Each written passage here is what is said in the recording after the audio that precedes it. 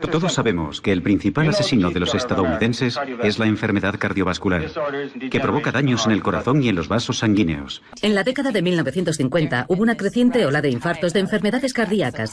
Hombres de mediana edad, en la plenitud de la vida, sufrían infartos de corazón. La gente estaba asustada.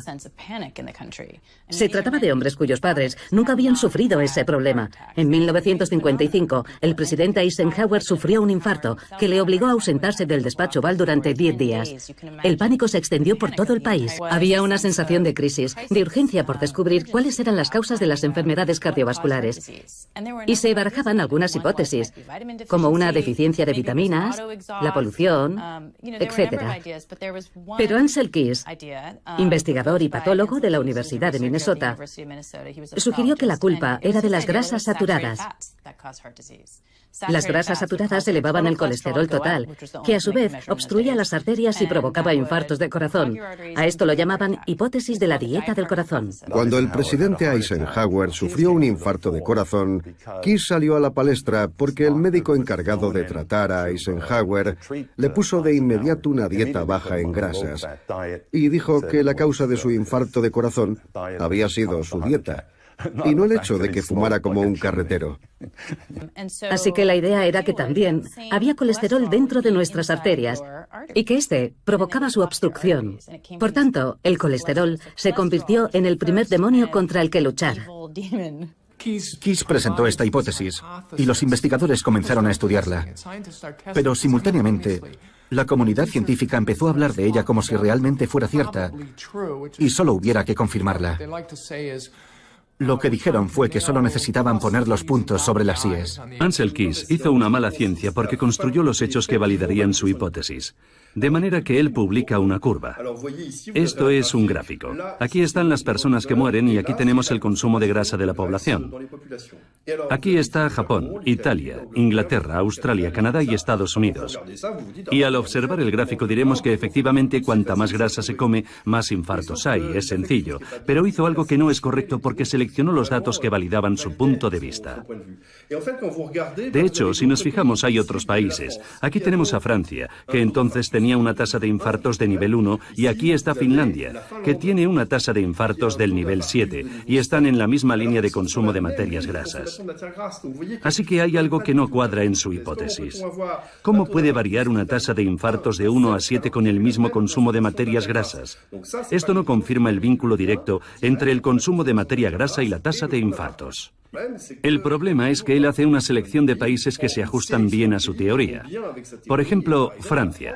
Francia fastidia a todo el mundo porque tenemos una tasa media de colesterol superior a la media, y sin embargo es el país con la menor cantidad de infartos del mundo, y él no la incluye. Por tanto, se siguen manipulando los datos.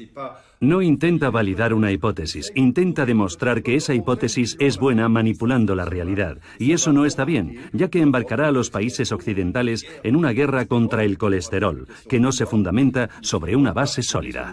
Creemos que el colesterol malo forma parte de un sistema que se va depositando en las arterias, en el corazón y en el cerebro. Mientras que el colesterol bueno intenta llevarse todo eso, deshacer todo eso. Creemos que nuestro estado de salud es el resultado de esa batalla entre el colesterol bueno y el malo. El colesterol es una molécula importantísima para el cuerpo. La mayor parte la fabrica el hígado. Según los estudios, entre el 70 y el 80% del colesterol lo fabrica el hígado y el resto lo aportan los alimentos. Vamos a partir del hígado. El hígado produce el primer tipo de colesterol, que denominamos colesterol LDL. En realidad, el LDL es una lipoproteína, que es un conjunto de grasas y proteínas. Yo a esto lo llamo pequeño submarino, así que voy a dibujar un pequeño submarino. Así. Tenemos moléculas de colesterol en el exterior y también en el interior, que llamamos el cargamento. Y en el interior vamos a encontrar vitaminas y grasas. Las grasas forman los triglicéridos y luego tenemos las vitaminas, que son A, D, E, K, también con colesterol. Este pequeño submarino va a desplazarse a los órganos y se pegará a una célula.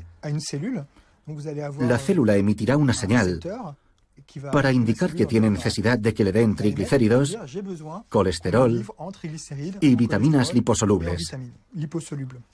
A veces la célula tendrá demasiado colesterol, así que hará lo mismo. Indicará que tiene necesidad de deshacerse del exceso de colesterol y de componentes que están un poco dañados. Y entonces tendremos otro tipo de lipoproteína, que esta vez llamaremos HDL. Es el mismo tipo de submarino que se pegará a la célula y llevará al hígado, aquí voy a escribir hígado, llevará al hígado todos los componentes que la célula no necesita, porque están dañados o los tienen en exceso. Por eso atribuimos al HDL una función, entre comillas, de basurero, porque se llevará todo lo que la célula ya no necesita. Por tanto, se tiende a pensar que el HDL cumple una función limpiadora, mientras que lo que hace el LDL es ensuciar, porque proporciona cosas. Para mostrar hasta qué punto esta historia del buen colesterol y del mal colesterol es absurda, vamos a imaginar que esto es el hospital. Aquí ha ocurrido un accidente y la ambulancia que se dirige hacia el accidente vamos a decir que es mala, mientras que la que regresa al hospital diremos que es buena. La cuestión del colesterol pasó a formar parte de los intereses industriales principalmente, y sobre todo al principio de la industria agroalimentaria, que empezó a seleccionar y a promocionar alimentos que estaban en concordancia con las recomendaciones de Ansel Keys, que decía que había que comer menos grasa. Se produjo una convergencia de intereses entre la industria agroalimentaria y los que consideraban al colesterol el enemigo público número uno. Este librito, Tu corazón tiene 9 vidas, se envió a miles de médicos de todo el país. Este ejemplar pertenece a una edición especial publicada por Pocket Books en asociación con la compañía Corn Products. Por tanto, está patrocinado por un aceite de maíz. Al final del libro hay un anuncio de margarina y de aceite mazola. El resto está dedicado a la ciencia y al infarto de corazón. En 1948, la compañía Procter & Gamble, fabricante del aceite Crisco, un aceite vegetal, designó a la Asociación Estadounidense del Corazón beneficiaria de un concurso de radio llamado Los Caminantes. Y de la noche a la mañana, y esto figura en la historia oficial de la Asociación Estadounidense del Corazón, recibieron millones de dólares. Y literalmente, aquello los convirtió en la Asociación Nacional que son hoy, con sucursales en todo el país. A partir de entonces, el dinero empezó a fluir, y estas palabras están textualmente escritas en la historia oficial de la asociación. Y acto seguido, la Asociación Estadounidense del Corazón empezó a decir que deberíamos sustituir las grasas saturadas por grasas poliinsaturadas, que son los aceites vegetales, lo que supuso un gran apoyo para un producto como el aceite Crisco. Es inútil, no tiene hambre. Azúcar, buena idea. Los investigadores han detectado que la introducción de azúcar en poblaciones indígenas desencadena la aparición de enfermedades cardíacas hasta ahora desconocidas. Kristin Kersh ha descubierto documentos confidenciales internos de la industria azucarera que demuestran que dicha industria subvencionó investigaciones en los años 60 para que el colesterol figurara como único responsable de las enfermedades cardíacas.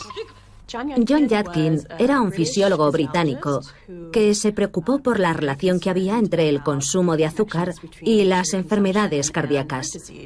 Y se convirtió en portavoz de quienes veían en el azúcar un riesgo cardiovascular. También se dedicó a captar la atención de los medios y del gran público sobre esta cuestión. En 1964, la industria azucarera comenzó a preocuparse seriamente por las pruebas que iban apareciendo y que vinculaban al azúcar con las enfermedades cardiovasculares. John Hickson, miembro de la Fundación para la Investigación del Azúcar, declaró que había una afluencia de informes de laboratorios que relacionaban el azúcar con las enfermedades cardíacas y era necesario preparar un plan de acción. En 1965, una serie de artículos que se publicaron en los Anales de Medicina Interna fueron recogidos por el New York Herald Tribune, importante competidor del New York Times en la época. Yadkin consiguió un artículo a toda página en la edición dominical, en el que cuestionaba si se podía vincular la grasa a las enfermedades cardíacas en vez de al azúcar. El artículo comentaba también que la relación entre el azúcar y las enfermedades cardíacas había sido teórica hasta aquel momento, pero que nuevas pruebas confirmaban cada vez más esa relación.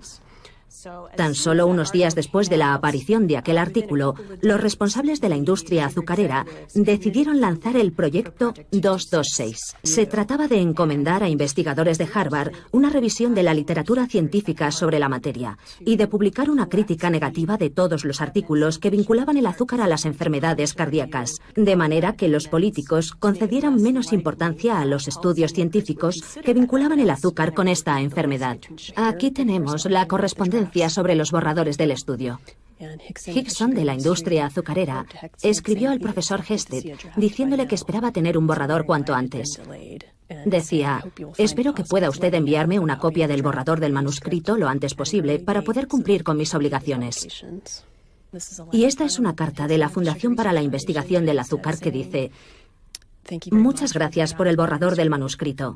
Debo decirle que cumple absolutamente con nuestras expectativas y estamos impacientes por verlo publicado.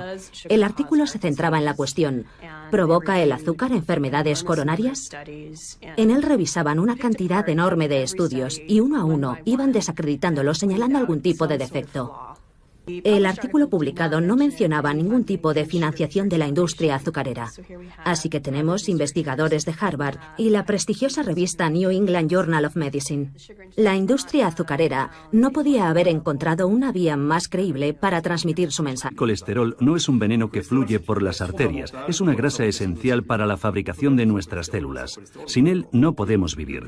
El objetivo no es reducir el colesterol como el que reduce el arsénico en la sangre, por así decirlo. Se trata de un producto, o más bien de una familia de productos que desempeñan funciones metabólicas muy valiosas, y cuando trastocamos algo para tratar de proteger el corazón, podemos alterar otras cadenas metabólicas, ya sea en el campo del cáncer, en enfermedades autoinmunes y en multitud de cosas. Y cada vez que lo hacemos existe el riesgo de reparar una cosa mientras estropeamos otra y encontrarnos con que hemos bajado la tasa de colesterol, pero hemos aumentado el riesgo de otras enfermedades. Después de 2 millones de años de evolución del ser humano, ¿por qué habría un colesterol malo y un colesterol bueno?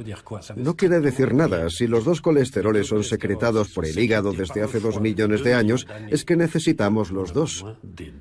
Los que ahora quieren comercializar los nuevos medicamentos para reducir el colesterol son los que tienen el poder en sus manos. Son los que tienen medios financieros para imponer estos medicamentos y para prolongar esta teoría. Y también los contactos e influencias a nivel político, administrativo, etc. Y luego existe otro pequeño mundo que podríamos calificar de alternativo, que dice que no. La broma ha terminado y tenemos bastantes datos científicos para decir que no es verdad, y ese pequeño mundo es el que está ganando la batalla. En realidad es la disputa de siempre entre el punto de vista antiguo y el moderno siempre se acaba imponiendo. Solo hay que esperar a que se renueven las generaciones. Sin embargo, la batalla será muy dura.